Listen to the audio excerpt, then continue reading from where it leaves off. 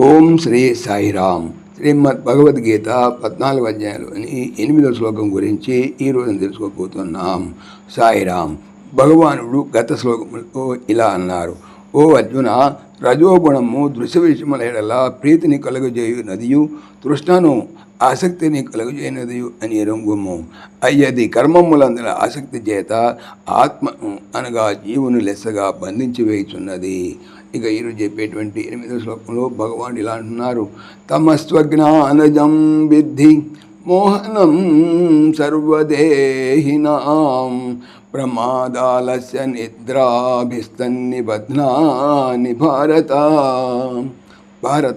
ఓ అర్జున, తమహతు తమో గుణమునసు, అజ్ఞానజం అజ్ఞానముల కలుగునది, సర్వదేహినాం సమస్త ప్రాణులకును, మోహనం మోహము కలుగు చేయనదియు, విద్ధి ఎరుకుము, తత్ అది నిద్రాభి మరుపు లేదా సోమరితనము, నిద్ర మరువానిచి అన్నమాట, నిబత్నాది లెసగా బంధించుతున్నది.